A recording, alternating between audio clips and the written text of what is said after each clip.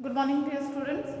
हमारा टॉपिक चल रहा है व्यक्तित्व, चल रहा है पर्सनैलिटी के बारे में हम कल बात कर रहे थे कि पर्सनैलिटी किसे कहते हैं, और आपको फिर बताया था कि कितने भागों में उसको बांटा गया है।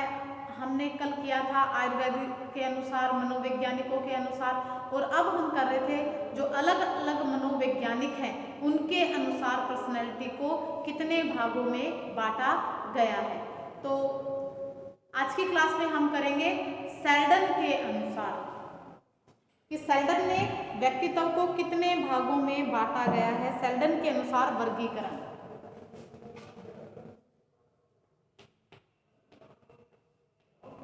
व्यक्तित्व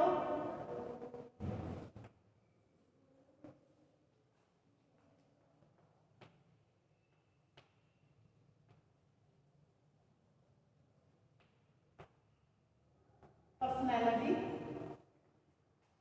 आज हम करेंगे सेल्डन के अनुसार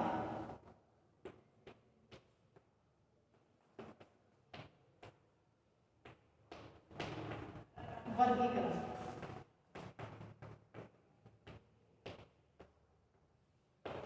सेल्डन के अनुसार इसका वर्गीकरण करेंगे। सेल्डन ने इसको दो भागों में बांटा गया है। सेल्डन ने इसको दो भागों में बांटा गया है, दो कैटेगरी बनाई है। एक तो है उसने शारीरिक रचना के अनुसार, पहली उन्होंने बताई है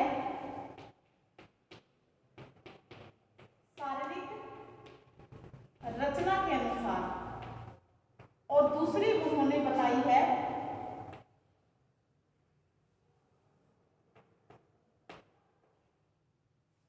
पहली उन्होंने शारीरिक रचना के अनुसार, दूसरी उन्होंने स्वभाव के अनुसार।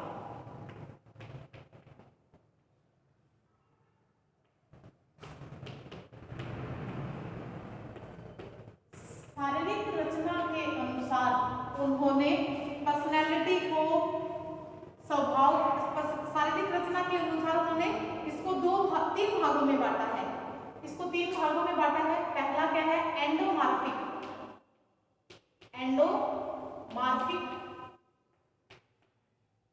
पहला एंडोमार्फिक है। दूसरा इसमें आ जाएगा मीजोमार्फिक।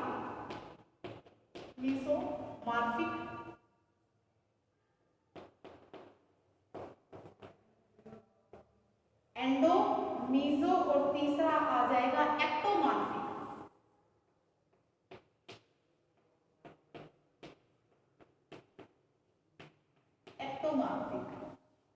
शारीरिक रचना के अनुसार इन्होंने इसको तीन भागों में बांटा, एंडोमार्फिक, मीजोमार्फिक और एक्टोमार्फिक।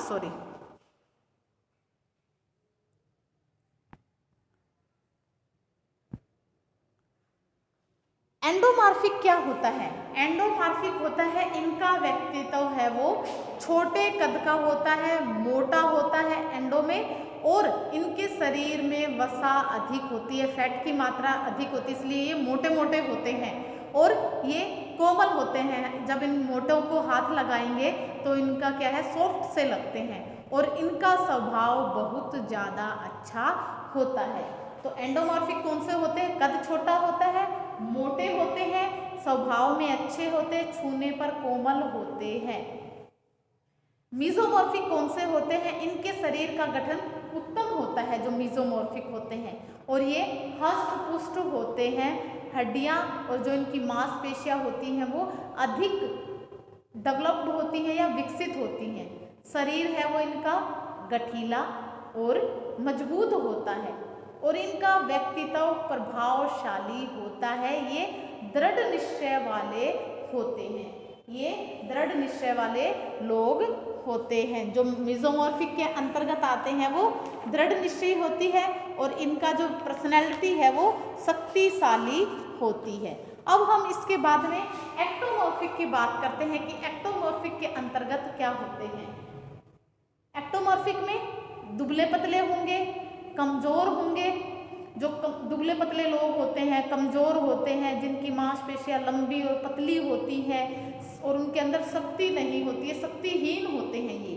शरीर में वसा का अनुपात सही नहीं होता है और आत्म समर्पणकारी होते हैं। ये जो लोग होते हैं वो आत्म समर्पण यानी काम को करना ही नहीं चाहते, पहले ही छोड़ देते कि हमें नहीं करना, आत्म समर्पण कर देते कि मुझसे नहीं होगा।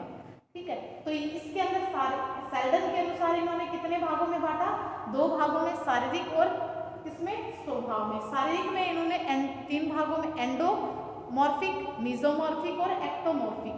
एंडोमॉर्फिक में मोटे होते हैं, इसमें ठीक ठीक होते हैं, जो अच्छे होते हैं, शक्तिशाली होते हैं, और जो एक्टोमॉर्फिक होते हैं वो बिल्कुल दुबले पतले होते हैं, कमजोर होते हैं, उनके अंदर कोई शक्ति नहीं पाई जाती है। तो ये हो गए हमारे मीजोमॉर्फिक। एक्टोमॉर्फिक।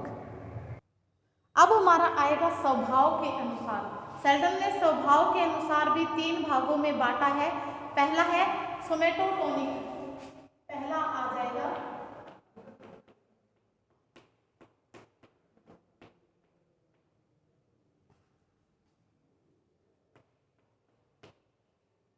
इसके अंदर आ जाएगा सोमेटोटोनिक, सोमेटोटोनिक सॉरी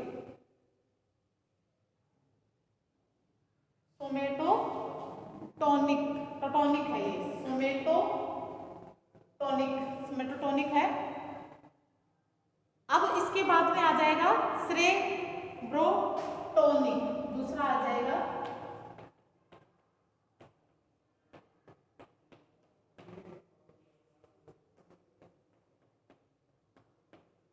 सेरेब्रोटोनिक, 2 हो गए। तीसरा इन्होंने बांटा है विसेरोटोनिक।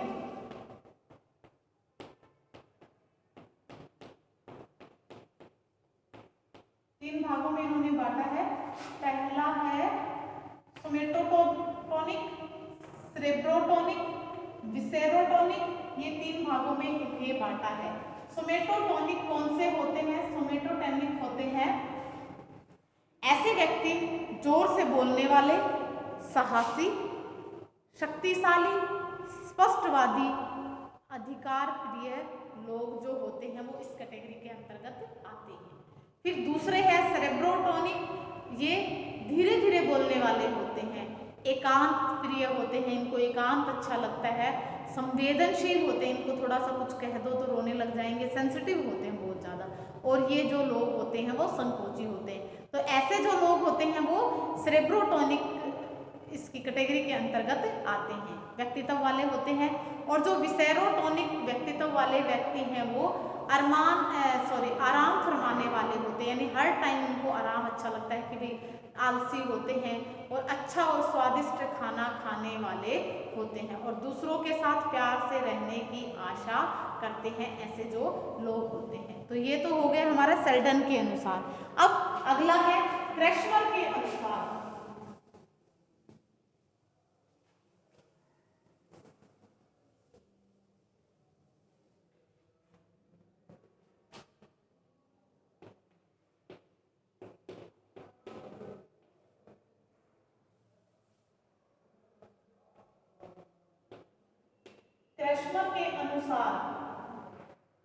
क्रेशमर के अनुसार इनको कितने भागों में बांटा गया है? 4 भागों में इसको बांटा गया है। 4 भागों में बांटा गया है। कौन से हैं 4 भाग? पहला है गोल मटोल,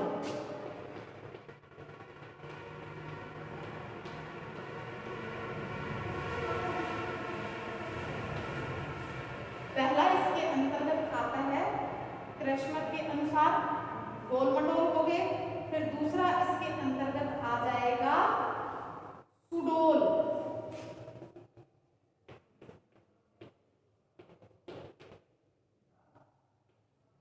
सुडोल आ जाएगा। तीसरा इसके अंतर्गत आ जाएगा दुबले पतले,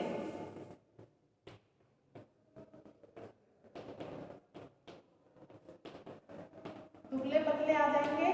और जो चौथे प्रकार के जो लोग होते हैं वो होते हैं विशिष्ट शारीरिक गठन वाले, विशिष्ट शारीरिक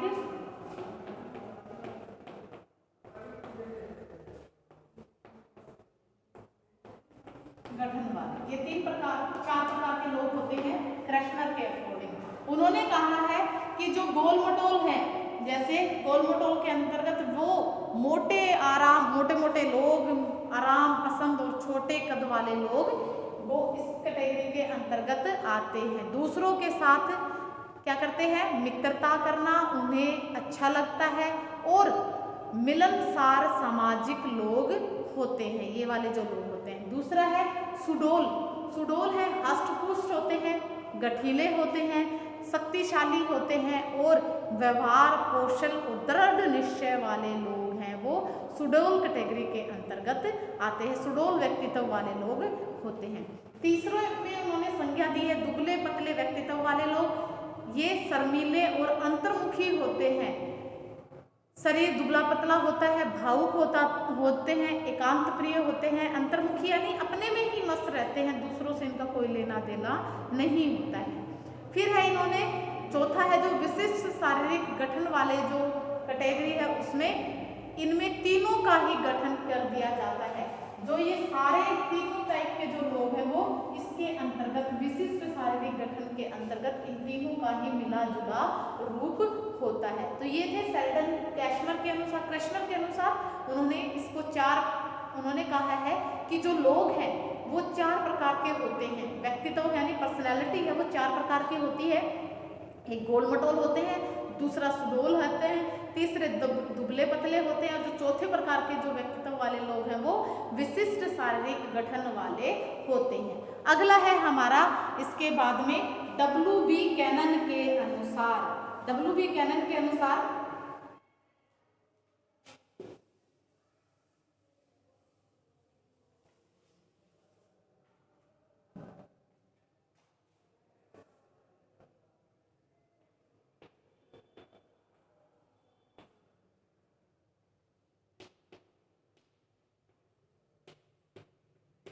W.B. कैनन के अनुसार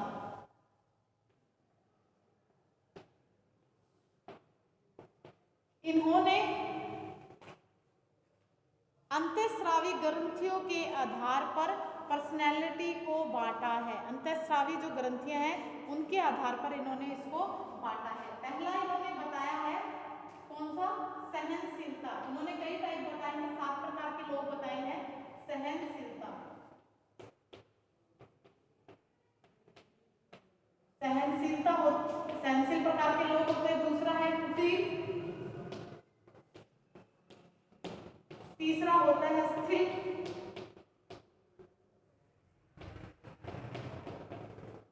स्थिर प्रकार के लोग होते हैं। चौथा इन्होंने बताया है पूर्व परिपक्व,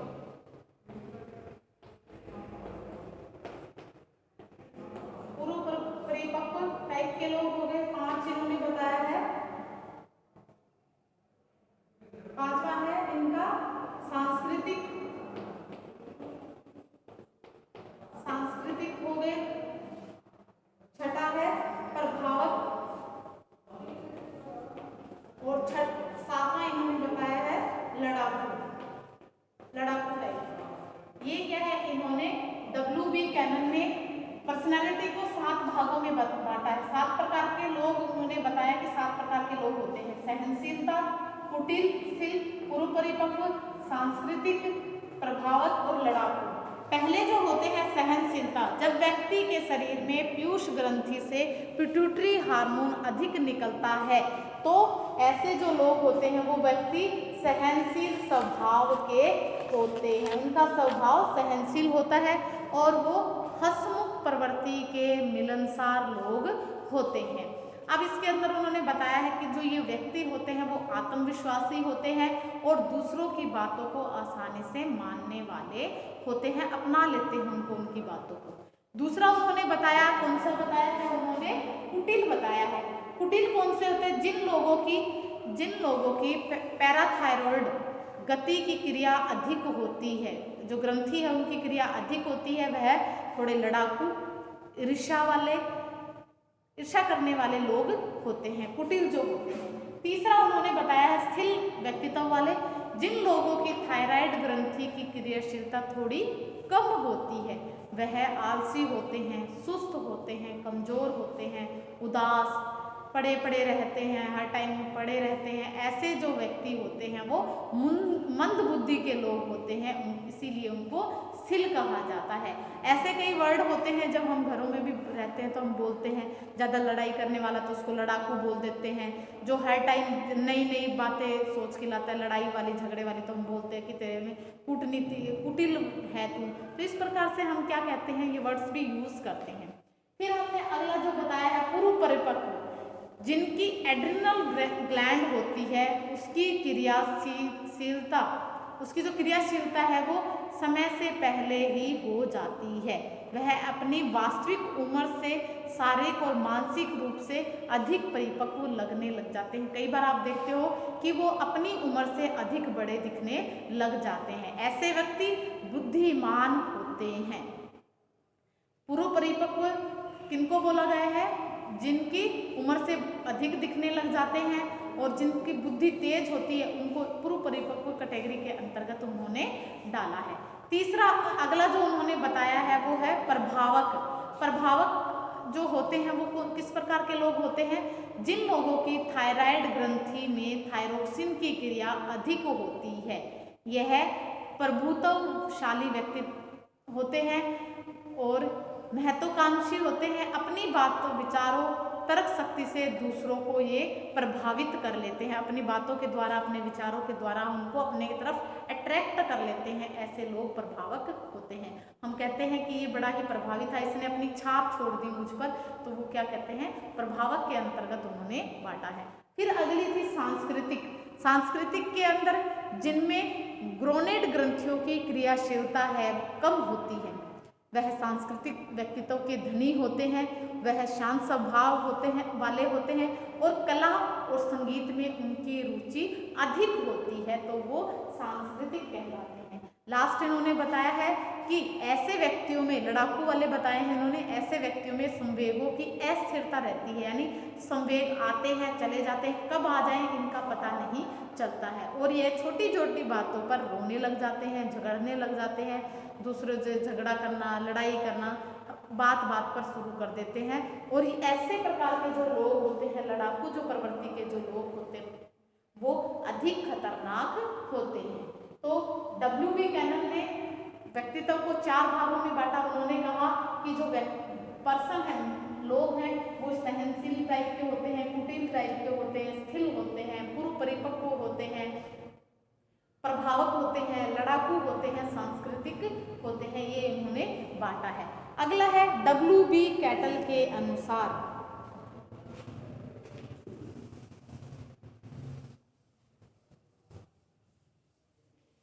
कैटल के अनुसार उन्होंने बांटा है R.B. कैटल।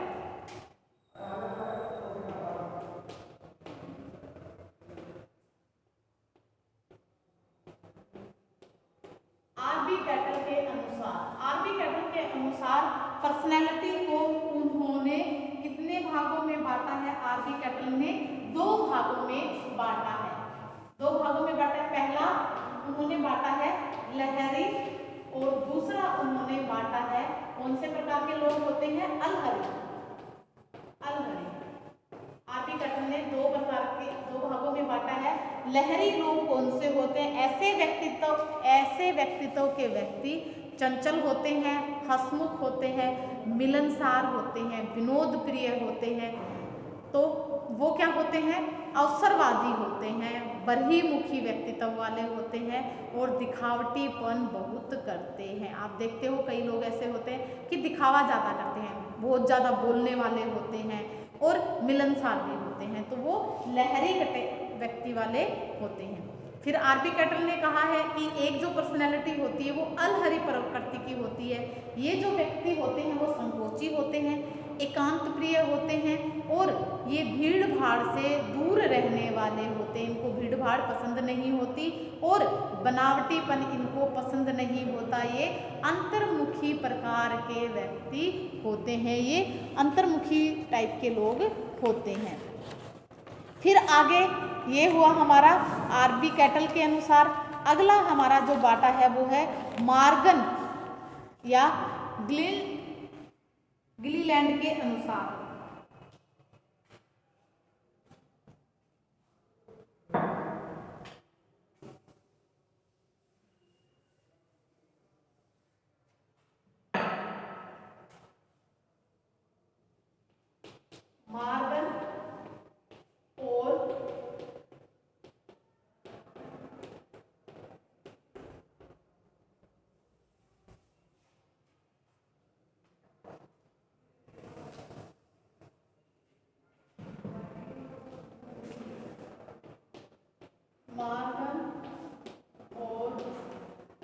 गिलीलैंड के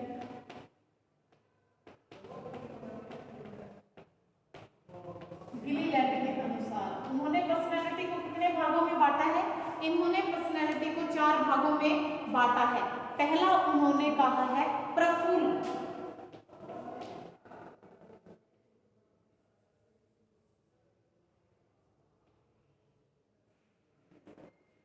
प्रफुल्ल कहा है उन्होंने एक तो पर्सनैलिटी को। फिर उन्होंने दूसरी कौन सी कहा है? दूसरा उन्होंने बांटा है उदास होते हैं। तीसरा बांटा है ऐसे प्रवृत्ति के लोग होते हैं। और चौथा उन्होंने कहा है चिड़चिड़े। ये 4 प्रकार की पर्सनैलिटी उन्होंने मॉर्गन और गिलीलैंड ने बताई है। पहली उन्होंने कहा है प्रफुल्लित जो लोग होते हैं वो हमेशा, प्रफुल्लित नाम से पता चल रहा है, खुश होते हैं और हमेशा सकारात्मक सोच वाले लोग हैं, वो प्रफुल्लित कैटेगरी के अंतर्गत आते हैं। फिर मॉर्गन और गिलीलैंड ने क्या कहा है? उन्होंने कहा है कि उन्होंने अगला जो कहा है, उन्होंने कहा है कि उदास, ऐसे जो व्यक्ति होते हैं, उदास नाम से पता चल रहा है कि उदास हमेशा उदास होते हैं, दुखी रहते हैं, निराश रहते हैं और उनका जो दृष्टिकोण होता है वो नेगेटिव होता है, नकारात्मक होता है और निराशावादी भी लोग ऐसे होते हैं।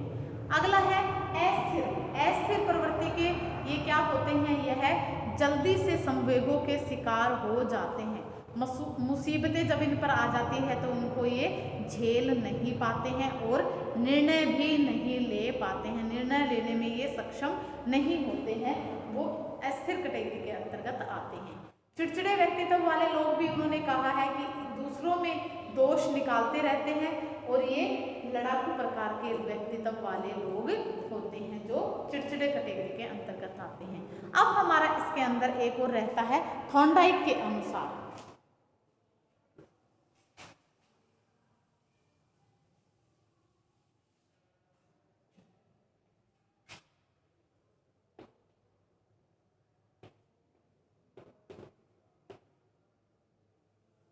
थॉर्नडाइक के अनुसार थॉर्नडाइक ने जो पर्सनैलिटी है वो कितने भागों में बांटी है? 4 भागों में बांटी। इन्होंने कहा है पर्सनैलिटी को इंद्रिय कहा है। पहले कहा है इंद्रिय, दूसरी इन्होंने क्या कहा है? पर्सनैलिटी तो इंद्रिय होती है, दूसरी इन्होंने कहा है कि पर्सनैलिटी है वो सूक्ष्म होती है, सूक्ष्म होती है। फिर उन्होंने कहा है तीसरी जो कहा है स्थूल होती है, स्थूल होती है। चौथी इन्होंने कहा है प्रत्यक्ष विचारक होती है,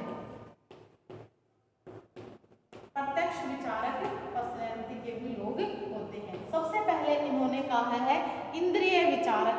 इंद्रिय का है इनमें सोचने, समझने, चिंतन करने, विचार करने के लिए इंद्रियों का प्रयोग करते हैं। और जैसे कि कौन से आएंगे इंद्रिय विचारक इसके अंतर्गत? जो गूंगे होते हैं, बहरे होते हैं, अंधे होते हैं, लंगड़े होते हैं, वो सब इंद्रिय कैटेगरी के अंतर्गत आते हैं, जो कि किससे काम करते हैं? केंद्रियों से अपने आप को जानते हैं। जैसे अंधे होते हैं वो केंद्रियों के द्वारा उनकी जान पहचान करते हैं। सूक्ष्म विचारक किसको कहा है? उन्होंने कहा है कि जो सूक्ष्म विचारक हैं वो यह अधिक चिंतन और अध्ययन करते हैं, किसी भी बात की गहराई तक जाते हैं, डीपली तक उसके तक पहुंचते हैं कि उसको बिल्कुल उसकी जड़ तक पहुंचकर तभी वो सांस लेते हैं। वैज्ञानिक और जो खोजकर्ता होते हैं, जो भी वैज्ञानिक और जो खोज करते हैं नई नई चीज़ों की, वो सूक्ष्म व्यक्तित्व वाले लोग होते हैं। जो वैज्ञानिक और खोज करता है थॉर्नडाइक ने उनको इस कैटेगरी के अंतर्गत रखा है। अगला उन्होंने कहा है स्थूल व्यवहारक या विचारक। इनमें शुभ चिंतक का अभाव होता है, शुभ चिंतन का अभाव होता है और ये विशिष्ट कार्य करने को लेकर विचारों को बताते हैं। जो विशेष प्रकार के कार्यों को करने के लिए ये स्थूल प्रवृत्ति के लोग होते हैं। अगला इन्होंने कहा है प्रत्यक्ष विचारक। प्रत्यक्ष विचारक कौन से होते हैं? संकेतों और चिन्हों के द्वारा विचारों को समझते हैं। ये संकेतों और चिन्हों के द्वारा विचारों को समझते हैं, जैसे कि केमिस्ट्री, इंग्लिश, फिजिक्स, जो मैथ, केमिस्ट्री और जो फिजिक्स होते हैं, उनके जो टीचर्स होते हैं, उनके जो विचारक टीचर्स होते हैं वो प्रत्यक्ष विचारक के अंतर्गत आते हैं। तो ये हुए हमारे विभिन्न प्रकार के जो मनोवैज्ञानिक थे, उन्होंने अपनी अपनी व्यक्तित्व, उन्होंने अपने अपने तरीके से व्यक्तित्व को डिफाइन किया है। जैसे हमने किया, उसने थॉर्नडाइक के अनुसार किया, और हमने मॉर्गन और गिलीलैंड के अनुसार किया है। फिर हमने WH गैनन के अनुसार किया, कैटल के अनुसार किया, स्प्रेंगर के अनुसार किया, शेल्डन के अनुसार किया, और क्रैशमर ने। इन सभी मनोवैज्ञानिकों के व्यक्तित्व को हमने पढ़ा। तो आज के लिए इतना ही। यहाँ पर हमारा जो पर्सनैलिटी का चैप्टर है वो कंप्लीट होता है। पर्सनैलिटी के चैप्टर में से बहुत बार क्वेश्चंस आते हैं। आप आगे प्रतियोगिता परीक्षा देते हैं तो उसमें भी इससे रिलेटेड आपका जो साइकोलॉजी है उसके अंदर क्वेश्चन पूछे जाते हैं। ये जो पूरा सिलेबस है वो जो साइकोलॉजी है उसके अंतर्गत आती है। तो अगली क्लास में हम करेंगे नैतिक विकास यानी मोरल डेवलपमेंट के बारे में करेंगे। तो आज के लिए इतना ही। Okay, bye, have a nice day.